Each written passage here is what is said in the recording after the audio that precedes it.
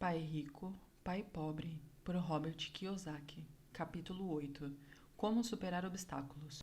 Mesmo que as pessoas tenham estudado e se alfabetizado do ponto de vista financeiro, elas ainda podem enfrentar obstáculos para se tornar financeiramente independentes. Há 5 razões principais que levam pessoas financeiramente alfabetizadas a não se desenvolver uma coluna de ativos significativa, que poderia render grandes montantes de fluxo de caixa.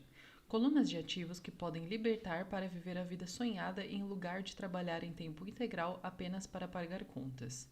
Essas são as 5 razões. Primeira, medo. Segundo, ceticismo. Terceiro, preguiça. Quarto, mau hábito. E quinto, arrogância. A razão número 1, superar o medo de perder dinheiro. Nunca encontrei alguém que gostasse de perder realmente dinheiro. E em toda a minha vida nunca encontrei uma pessoa rica que nunca tivesse perdido dinheiro, mas encontrei uma porção de gente pobre que nunca perdeu um tostão investindo. O medo de perder dinheiro é real, todo mundo tem, mesmo os ricos. Mas o problema não está no medo, está na maneira de lidar com as perdas. E a maneira de lidar com o fracasso que faz a diferença na vida da gente. Isso serve para qualquer coisa, não apenas para o dinheiro. A principal diferença entre uma pessoa rica e outra pobre está em como elas lidam com esse medo. Não há nada de errado em ter medo. É aceitável ser um covarde quando se trata de dinheiro. Você ainda pode ser rico. Somos todos heróis em algumas circunstâncias e covardes em outras. Uma amiga da minha esposa é enfermeira de um pronto-socorro. Quando vê sangue, entra em ação. Quando fala em investir, ela sai correndo. Quando eu vejo sangue, não fujo, desmaio. Meu pai rico entendia as fobias relativas ao dinheiro. Algumas pessoas têm um pavor de cobra, algumas pessoas têm pavor de perder dinheiro. Ambas são fobias, dizia. Sua solução para a fobia de perder dinheiro era um pequeno verso. Se você odeia riscos e preocupação, comece cedo. É por isso que os bancos aconselham iniciar o hábito de poupança desde a juventude. Se você começar jovem, será fácil ser rico. Não vou me estender sobre isso, mas há uma grande diferença entre pessoas que começam a poupar aos 20 anos e as que começam aos 30, uma diferença apreciável. Disse que um dos assombros do mundo é o poder dos juros compostos.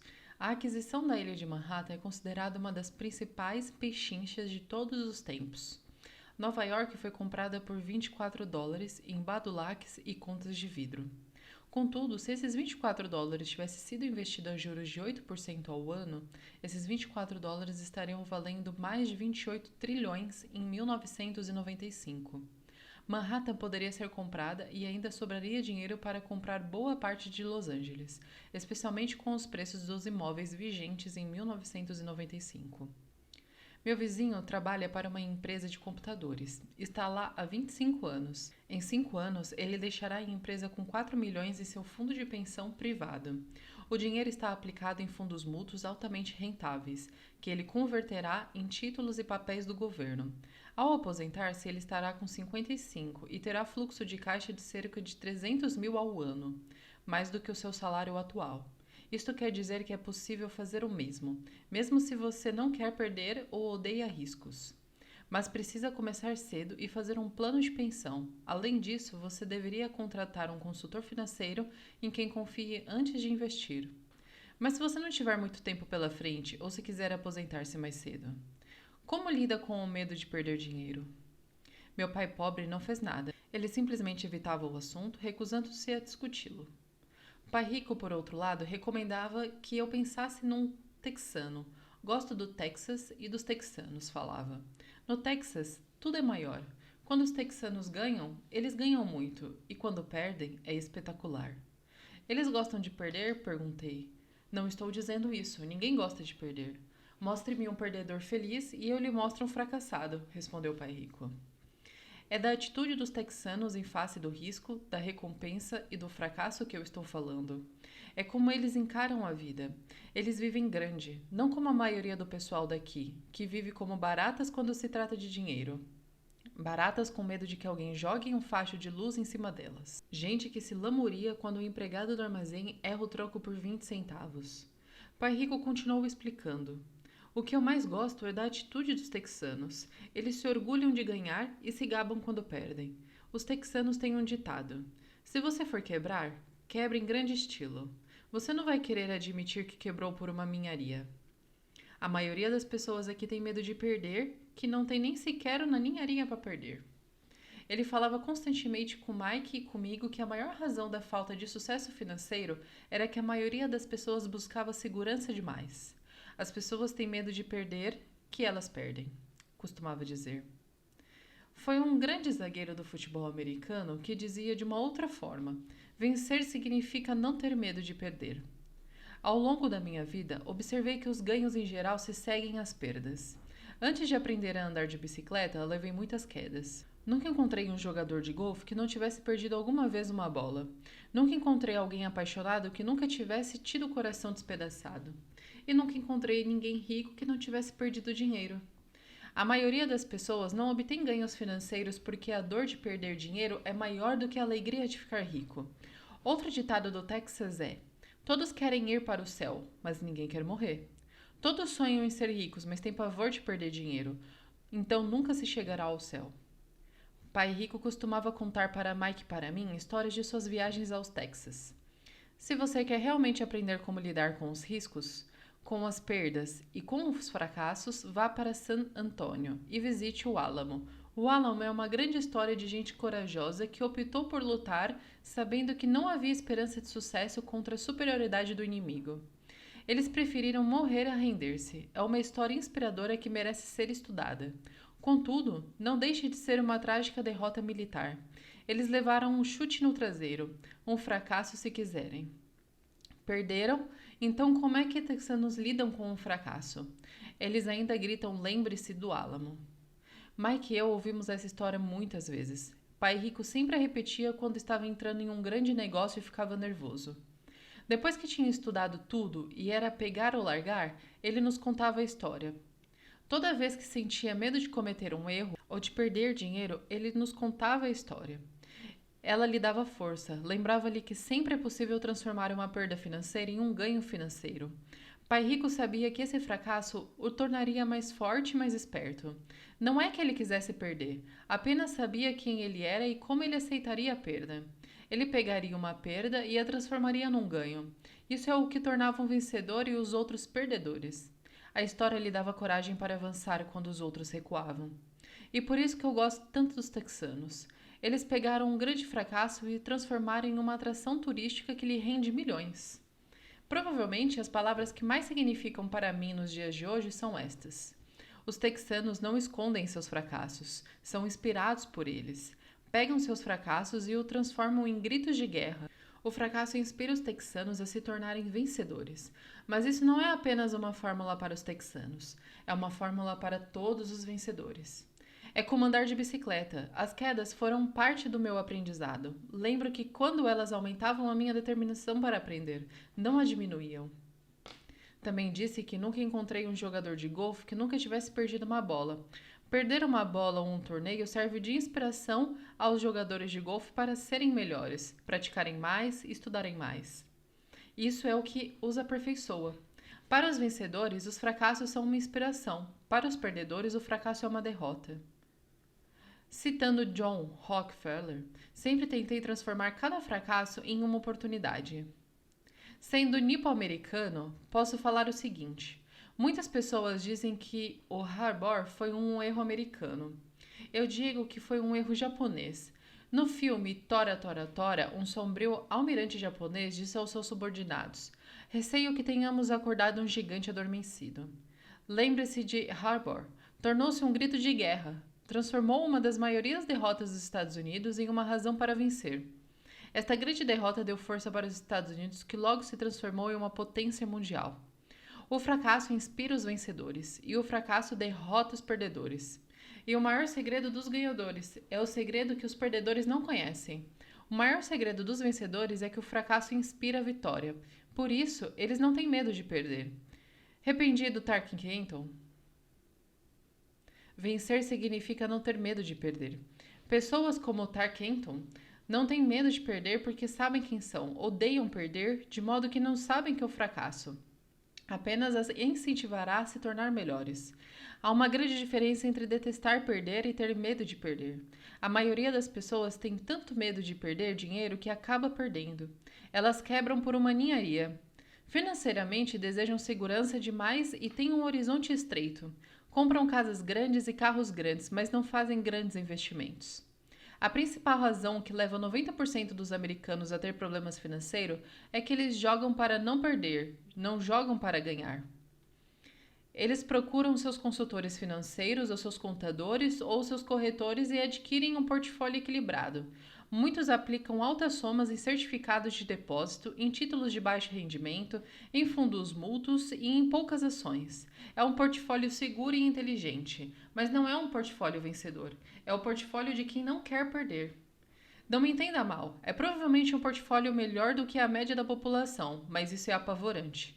Um portfólio seguro é melhor do que nenhum portfólio.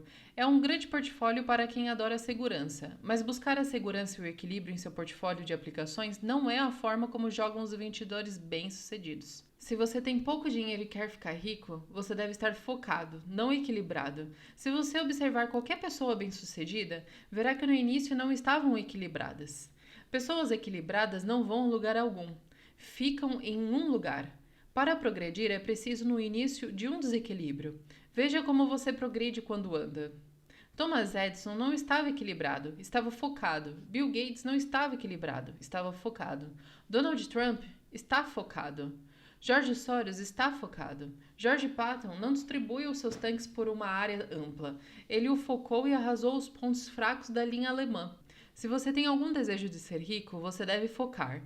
Pôr uma opção de ovos em poucas cestas. Não fazer o que fazem os pobres e a classe média, põe poucos ovos em muitas cestas. Se você odeia perder, procure a segurança. Se você perder, o enfraquece, procure a segurança. Procure aplicações equilibradas. Se você tem mais de 25 anos e está apavorado em assumir riscos, não mude, procure a segurança. Mas comece cedo, comece a formar suas poupanças desde cedo porque vai levar tempo. Se você tem sonhos de liberdade, a primeira coisa é perguntar-se: qual a minha reação ante o fracasso? Se o fracasso me inspira a ganhar, talvez você deva seguir adiante, mas só talvez. Se o fracasso o enfraquece ou o leva ao desespero, como os garotos mimados que correm ao advogado para processar alguém toda vez que as coisas não saem do seu jeito, então procure a segurança. Fique com o seu emprego, ou compre títulos ou fundos mútuos. Mas lembre que esse instrumento financeiro também tem seus riscos, mesmo sendo mais seguros. Digo tudo isso citando os texanos e Tarkenton porque aumentar a coluna de ativos é fácil e realmente um jogo que não exige grandes atitudes, não exige muita instrução.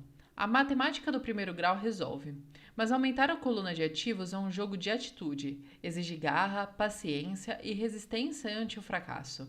Os perdedores evitam o fracasso e o fracasso transforma perdedores em vencedores. Lembre-se do álamo. Razão número 2. Superar o ceticismo. O céu está caindo, o céu está caindo. Todos nós conhecemos a história da galinha pessimista que corria em torno do terreiro anunciando o fim do mundo. Todos conhecemos gente assim, mas todos temos uma galinha pessimista dentro de nós. Como eu já disse em outra ocasião, o cético é verdadeiramente uma galinha pessimista. Todos nós parecemos uma galinha pessimista quando o medo e a dúvida toldam os nossos pensamentos. Todos nós temos dúvidas. Não sou inteligente, não sou tão bom assim, fulano é melhor do que eu. Nossas dúvidas muitas vezes nos paralisam. Jogamos o jogo do e se? E se a economia entrar em colapso logo depois de eu fazer o investimento? E se eu me descontrolar e não conseguir pagar as dívidas? E se as coisas não funcionarem como planejado? Ou temos amigos ou pessoas amadas que nos lembram sempre das nossas falhas. Eles dizem frequentemente: o que faz pensar que você pode fazer isso? Se fosse uma ideia tão boa, então como ninguém se lembrou de fazer isso antes? Isso nunca vai dar certo. Você sabe que não está fazendo a coisa certa. Essas palavras de dúvida muitas vezes calam tão profundamente que nos deixam de agir. Um sentimento horrível aperta nosso estômago. Às vezes não conseguimos dormir. Não andamos para frente de modo que ficamos com a segurança e abandonamos as oportunidades. Observamos a vida passando por nós enquanto estamos sentados, imobilizados com um frio no corpo. Todos já passamos por isso na vida, alguns mais do que outros. Um conhecido fundo mútuo faz advertência sobre o céu que despenca como um ruído e todos nós os ouvíamos. O ruído pode ser criado dentro da nossa cabeça ou vir de fora. Muitas vezes de amigos, familiares, colegas ou da mídia. Na década de 1950, em que a ameaça de uma guerra nuclear era tão comum no noticiário, as pessoas começaram a construir abrigos antinucleares e a estocar alimentos e água. Se elas tivessem investido o dinheiro sabiamente no mercado, em lugar de construir os abrigos, provavelmente teriam atingido a independência financeira nos dias de hoje. Quando explodiram os motins em Los Angeles, há alguns anos, as vendas de armas aumentaram em todo o país. Uma pessoa morreu depois de ter ingerido um hambúrguer mal passado no estado de Washington e o Departamento de Saúde do Arizona determinou que os restaurantes preparassem somente carne bem passada. Uma empresa farmacêutica divulgou nacionalmente um anúncio de televisão mostrando pessoas gripadas. O anúncio foi divulgado em fevereiro. Os casos de gripe aumentaram, bem como as vendas do medicamento anunciado. A maioria das pessoas é pobre porque, quando se trata de investir, o mundo está cheio de galinhas pessimistas que correm gritando: o céu está caindo. E as galinhas pessimistas atingem seus objetivos porque todos nós temos uma galinha pessimista. Muitas vezes é necessário coragem para não permitir que rumores e anúncios de desastre afetem nossas dúvidas e medos. Em 1992, um amigo chamado Richard foi de Boston a Phoenix para visitar eu e minha mulher. Ele estava impressionado com o que tínhamos feito por meio de ações e imóveis. Os preços dos imóveis em Phoenix estavam deprimidos. Passamos 2 dias mostrando-lhe o que considerávamos excelentes oportunidades de geração de fluxo de caixa e de valorização de capital. Minha mulher e eu não somos verdadeiramente corretores imobiliários, somos apenas investidores. Depois de identificar uma unidade de um condomínio de lazer, chamamos o corretor que a vendeu para Richard naquela mesma tarde. O preço era de apenas $42 mil para uma pequena casa de 2 quartos.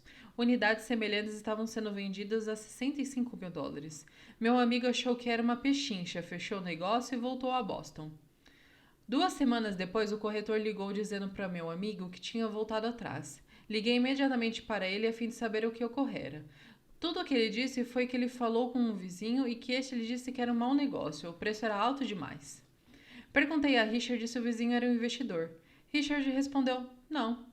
Quando lhe perguntei por que, então ele lhe dava ouvidos, meu amigo partiu para a defensiva e simplesmente disse que preferia procurar um pouco mais. O mercado imobiliário de Phoenix se recuperou e por volta de 1994, aquela pequena unidade estava sendo alugada por $1 mil mensais, entre $2.500 mil mensais nos meses de inverno. Seu valor alcançava, em 1995, $95 mil. Tudo o que Richard teria precisado era dar uma entrada de $5 mil e já teria dado o primeiro passo para sair da corrida dos ratos. Até hoje, ele não fez nada. E as pechinchas de Fênix ainda estão aí. Só que agora é preciso procurar bem mais. O recuo de Richard não me surpreendeu. É chamado remorso do comprador e afeta a todos. São essas dúvidas que atrapalham. A galinha pessimista ganhou e perdeu-se uma chance de libertação. Outro exemplo. Uma pequena parte dos meus ativos está aplicada em certificados de gravame de impostos em lugar de certificados de depósito. Assim, meu dinheiro rende 16% ao ano, o que sem dúvida é melhor do que os 5% que o banco oferece. Esses certificados são garantidos por imóveis e são estabelecidos por leis estaduais, o que também é melhor do que o que a maioria dos bancos oferece. A fórmula em que estão embasados os torna seguros. Eles só não têm liquidez, de modo que os considero certificados de depósito com prazo de 2 a 7 anos. Sempre que menciono para alguém, especialmente para aqueles que aplicam em certificados de depósito, que também aplico daquela forma, ouço dizer que se trata de uma opção arriscada. Dizem que eu não deveria aplicar nesses títulos. Quando pergunto como obtiveram essa informação, mencionam um amigo ou uma revista de negócios. Eles nunca aplicaram nisso e falam que é para quem o faz um equívoco fazê-lo. O rendimento mais baixo que procuro é de 16%, mas pessoas cheias de dúvidas se conformam com 5%. A dúvida é cara. Quero ressaltar que são essas dúvidas e esse ceticismo que mantém muitas pessoas na pobreza, correndo atrás da segurança. O mundo real está aí esperando que você enriqueça. Só as dúvidas mantêm as pessoas na pobreza. E como já disse, sair da corrida dos ratos é tecnicamente fácil, não requer muita instrução. Mas as dúvidas são um obstáculo para muita gente. Os céticos nunca ganham, dizia meu pai rico. A dúvida não esclarece e o medo cria um cético. Os céticos criticam e os vencedores analisam. Era uma das suas frases favoritas. Pai Rico explicava que a crítica cegava enquanto a análise abria os olhos. A análise permitia que os vencedores vissem que os críticos eram cegos e que percebessem oportunidades que todos os demais não percebiam. E encontrar o que os outros não veem é a chave para qualquer sucesso. Os imóveis são uma poderosa ferramenta de investimento para quem esteja na busca da independência financeira. É um instrumento único. Contudo, sempre menciono que os imóveis, como uma aplicação, ouço alguém dizer: não quero consertar vasos sanitários. Isso é o que Peter chama de ruído. É o que Pai Rico chamava de conversa de cético.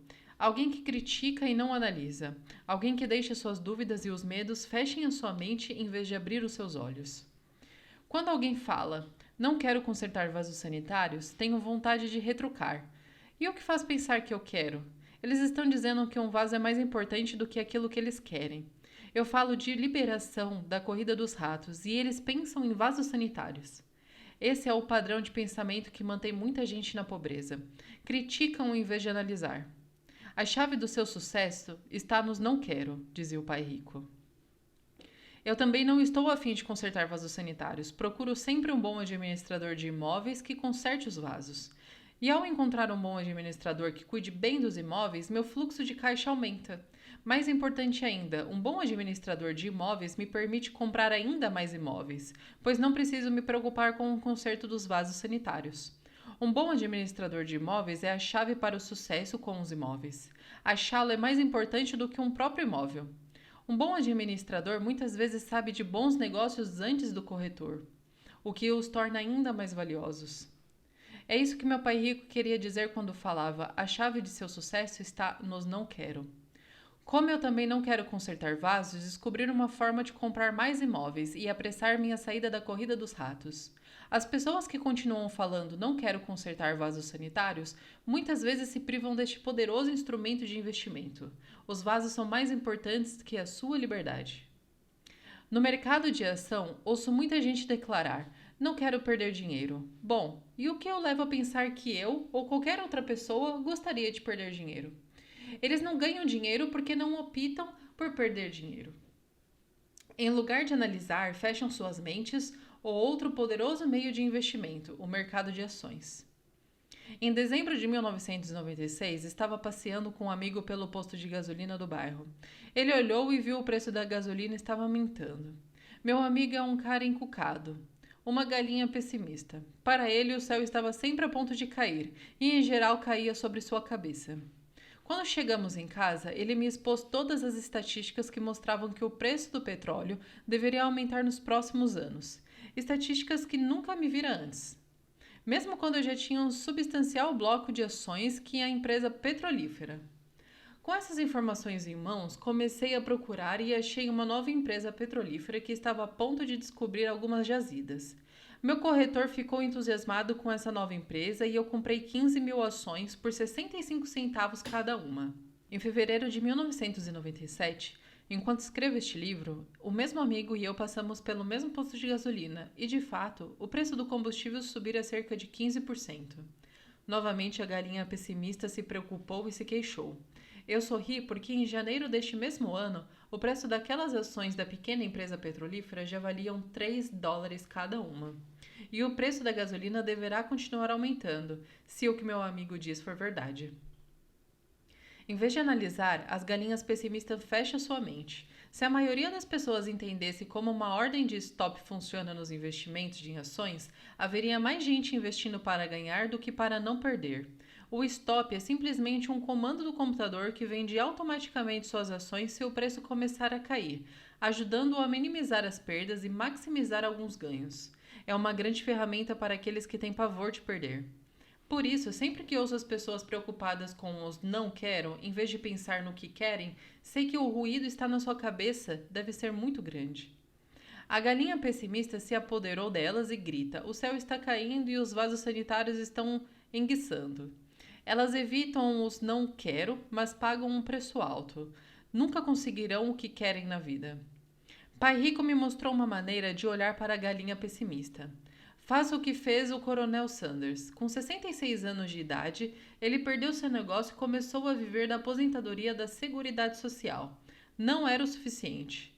Ele começou a percorrer o país tentando vender sua receita da galinha frita.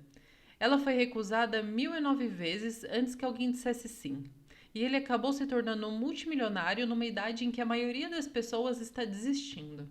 Ele era um homem corajoso e tenaz, dizia o pai rico. Assim, quando você estiver em dúvida e um pouco receoso, faça o que o Coronel Sanders fez com sua galinha. Ele a fritou. Razão número 3. Preguiça. Pessoas ocupadas são com frequência pessoas preguiçosas.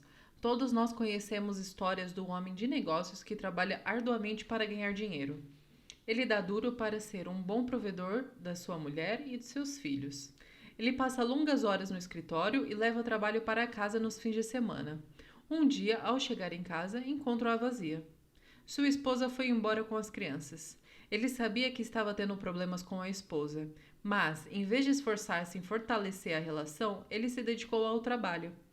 Desiludido com seu desempenho no emprego, declina e ele é demitido. Hoje em dia, encontro frequentemente gente muito ocupada para cuidar da sua riqueza, e há pessoas muito ocupadas para cuidar da sua própria saúde. A causa é a mesma. Estão ocupadas e continuam ocupadas como forma de evitar algo que não desejam enfrentar. Ninguém precisa lhes dizer isso. No seu íntimo, elas de fato sabem. De fato, se você falar sobre o assunto com elas, elas respondem muitas vezes com raiva ou irritação. Se não estão ocupadas com o trabalho ou com as crianças, muitas vezes estão ocupadas assistindo televisão, pescando, jogando golfe ou fazendo compras. Contudo, lá no fundo, sabem que estão fugindo de algo importante.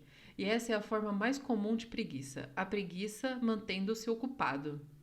E qual é a cura para a preguiça? A resposta está em um pouco de ambição. Muitos de nós fomos educados pensando que ambição ou ganância é algo ruim. Pessoas gananciosas são más, dizia minha mãe. Contudo, todos nós temos o desejo de possuir coisas belas, novas ou empolgantes. Para manter essa emoção de desejo sob controle, muitas vezes os pais encontram formas de suprir esse sentimento com culpa. Você só pensa em você mesmo, não sabe que tem irmãos e irmãs? Era uma das frases favoritas da minha mãe. Ou, você quer que eu compre o que para você? Repetia meu pai. Você pensa que fabricamos dinheiro? Você pensa que dinheiro dá em árvore? Você não sabe que não somos ricos? Não era tanto as palavras, mas o sentimento de culpa que a acompanhava, que me deixava possesso. O reverso da criação desse sentimento de culpa era: sacrifico minha vida para lhe comprar isto. Estou comprando para você porque nunca tive coisas assim quando criança. Tenho um vizinho que está totalmente falido, mas que não consegue colocar um carro na sua garagem. A garagem está cheia de brinquedos das crianças. Esses garotos mimados têm tudo o que sonham. Não quero que saibam o que é passar necessidade, diz o pai. Eles não têm um tostão guardado para mandar os filhos para a universidade ou para que ele mesmo se aposente, mas seus filhos têm todos os brinquedos possíveis. Recentemente recebeu pelo correio um novo cartão de crédito e levou os filhos para conhecer Las Vegas. Faço isso pelos garotos, diz com um ar de grande sacrifício. Pai rico proibia que se dissesse não dar para comprar. Na casa de minha família de verdade, escutava isso toda hora. Já pai rico queria que seus filhos dissessem: como posso comprar isso? Ele considerava que as palavras não dá para comprar fechavam o cérebro. Você não precisa pensar mais. Como posso comprar isso? Não era uma forma de abrir a mente. Obrigava você a pensar e buscar alternativas. Mais importante do que isso, ele considerava que não dá para comprar é uma mentira. O espírito humano sabe disso. O espírito humano é poderoso, muito poderoso, dizia. Quando sua mente preguiçosa repete não dá para comprar, uma guerra se estabelece dentro de você. Seu espírito se enfurece e sua mente preguiçosa deve defender a mentira dita. O espírito grita: vamos para a academia fazer exercícios. E a mente preguiçosa responde: estou cansado, trabalhei muito hoje. Ou o espírito humano diz: estou cansado de ser pobre, vamos sair daqui e enriquecer. E a mente preguiçosa fala: pessoas ricas são gananciosas. Além disso, dá muito trabalho, não é seguro. Posso perder dinheiro. Do jeito que está, já estou trabalhando muito. Já tenho que fazer coisas demais no emprego. Veja o que tenho que fazer hoje à noite. O chefe quer que eu entregue amanhã de manhã. Não dá para comprar também traz tristeza, uma sensação de desamparo que leva ao desânimo e muitas vezes à depressão. Apatia é outra palavra que se aplica. Como posso comprar isso? Abre possibilidade, empolgação e sonhos. Pai Rico não estava tão preocupado com o que você queria comprar, mas com esse como posso comprar fortalecia a mente e dinamizava o espírito. Assim, raramente ele dava alguma coisa a Mike ou a mim. Em vez disso, perguntava: como você pode comprar isso? E isso incluía a mensalidade da universidade que nós tínhamos que pagar com o nosso dinheiro. Não era o objetivo, mas o processo de atingir o objetivo que desejávamos era o que ele procurava passar para nós. O problema é que hoje sinto que milhões de pessoas se sentem culpadas por sua ambição. É um condicionamento que vem da infância. Elas desejam ter melhores condições que a vida oferece. A maioria foi condicionada, entretanto, a dizer subconscientemente: você não pode ter isso, ou você não conseguirá comprar isso nunca. Quando decidi sair da corrida dos ratos, havia uma questão simples: como posso conseguir não voltar a trabalhar mais? E minha mente começou a disparar respostas e soluções. A parte mais fácil foi romper os dogmas da minha família de verdade. Não podemos comprar isso, ou pare de pensar só em você, ou por que você não pensa nos outros, e outras expressões parecidas que se destinavam a criar culpa e suprimir minha ambição. Assim, como combater a preguiça? A resposta está em um pouco de ambição. É como diz aquela estação de rádio, WeFM. O que há aí para mim? A pessoa precisa sentar e pensar. O que há aí para mim se sou saudável, sexy e tenho boa aparência? Como seria a minha vida se eu nunca tivesse que voltar a trabalhar? O que seria de mim se eu tivesse todo o dinheiro de que preciso? Sem esse pouco de ambição, não há desejo de ter algo melhor, de progredir. Vamos à escola e estudamos muito porque queremos algo melhor. Então, sempre que você se flagrar evitando algo que você sabe que deveria fazer, a única coisa a fazer é perguntar-se: o que há aí para mim? Seja um pouco ambicioso, é melhor a cura para a preguiça. Contudo, ambição demais, como todo exagero, não é bom. Mas lembre que Michael Douglas falava no filme The Wall Street: a ambição é boa. Pai Rico falava de forma diferente. A culpa é pior do que a ambição, pois a culpa nos rouba a alma. E para mim, quem falou melhor foi Roosevelt. Faça o que o seu coração acha certo. De qualquer forma, você será criticado. Você estará perdido se fizer e perdido se não fizer. Razão número 4. Mau hábitos. Nossas vidas são mais um reflexo de nossos hábitos do que da nossa educação. Depois de ver um filme de Conan protagonizado por Schwarzenegger, um amigo falou: adoraria ter o corpo de Schwarzenegger. Vários caras concordavam. Ouvi dizer que antes ele era magro e fraco, acrescentou outro amigo. Também já ouvi isso, acrescentou outro. Dizem que ele malha todos os dias na academia. Aposto que sim. O quê? Exclamou o cínico do grupo. Aposto que é assim de nascença. Vamos mudar de assunto e tomar umas cervejas. Este é um exemplo de comportamento controlado pelos hábitos. Lembro-me de fazer perguntas a Pai Rico sobre hábitos de ricos. Em vez de dar uma resposta direta, ele tentou ensinar pelo exemplo como costumava fazer. Quando seu pai paga as contas dele? Perguntou o Pai Rico. No início do mês, respondi. E sobra alguma coisa? Prosseguiu o Pai Rico. Pouco, disse eu. É por isso que ele tem dificuldades, falou o Pai Rico. Ele tem maus hábitos. Seu pai paga primeiro todos os outros, ele paga a si mesmo por último, mas só se sobrar alguma coisa. O que em geral não acontece, comentei. Mas ele tem que pagar as contas, não tem? O senhor está dizendo que ele não deveria pagar as contas? Claro que não, disse Pai Rico. Acredito firmemente em pagar minhas contas no prazo. Só que eu pago a mim mesmo em primeiro lugar, mesmo antes de pagar ao governo.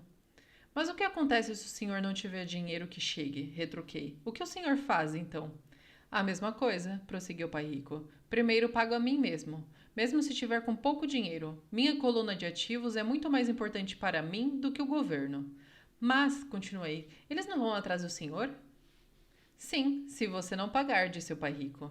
Olhe, eu não estou falando para não pagar, só que eu pago a mim mesmo primeiro, mesmo quando tenho pouco dinheiro. Mas como é que o senhor consegue isso? Disse eu. A questão não é como, a questão é por quê, replicou o Pai Rico. Ok, por quê? Motivação, falou o Pai Rico. Quem reclamará mais se eu não pagar? Eu ou os meus credores? Sem dúvida, os seus credores gritarão mais alto, respondi a pergunta óbvia. O senhor não faria nada se não pagasse a si próprio. Está vendo? Depois de pagar a mim mesmo, a pressão para pagar os meus impostos e os demais credores é tão grande que me obriga a buscar outras formas de renda. A pressão para pagar se torna uma motivação. Já tive empregos extras, comecei outros empreendimentos, negociei na bolsa, qualquer coisa para ter certeza de que esses caras não ficassem gritando comigo. Essa pressão me fez trabalhar mais, me obrigou a pensar e tudo isso me tornou mais esperto e mais ativo no que se refere a dinheiro. Se eu deixasse para me pagar no final, não teriam sentido essas pressões e estaria quebrado. Quer dizer que é o medo do governo ou de outras pessoas a quem deve o dinheiro que o motiva? Certo, disse o pai rico. Você vê o pessoal do governo como eles são fortes. Os demais credores também. A maioria das pessoas se rende a esses tiranos. Elas pagam a eles e nunca se pagam. Você conhece a história do fracote a quem atiraram areia na cara? Abanei a cabeça afirmativamente. Já vi esse anúncio de aulas de fisiculturismo nos gibis muitas vezes. Bem, grande parte das pessoas deixa que os fortes lhe joguem areia na cara. Eu decidi usar o medo do tirano para me tornar mais forte. Outros ficam mais fracos. Ao me forçar a pensar em como ter mais dinheiro, estou fazendo como quem vai malhar na academia. Quanto mais trabalho os músculos da minha mente, mais forte me torno. Agora não tenho medo desse pessoal. Gostei do que Pai Rico estava falando. Então, se eu pagar a mim mesmo primeiro, ficarei mais forte financeiramente, mental e fisicamente? Pai Rico concordou.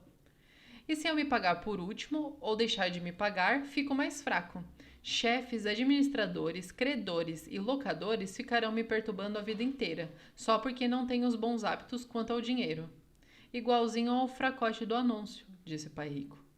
Razão número 5. A arrogância é ego mais ignorância. O que eu sei me faz ganhar dinheiro. O que eu não sei me faz perder dinheiro. Toda vez que fui arrogante, perdi dinheiro. Porque quando sou arrogante, acredito mesmo que o que não sei é mais importante, repetia frequentemente Pai Rico. Descobri que muita gente usa a arrogância para tentar esconder a própria ignorância. Isso costuma acontecer quando discuto demonstrações financeiras com contadores ou até outros investidores. Eles tentam forçar caminho na minha discussão. Para mim, fica claro que não sabem do que estão falando. Não estão mentindo, mas também não estão falando a verdade. Há muita gente no mundo do dinheiro, das finanças e do investimento que não tem nenhuma ideia do que está falando. A maioria das pessoas do setor fica fazendo preposições de vendas vazia, como a de um vendedor de carros usados. Quando você for ignorante a respeito de um assunto, comece a instruir-se achando um especialista ou um livro sobre este tema.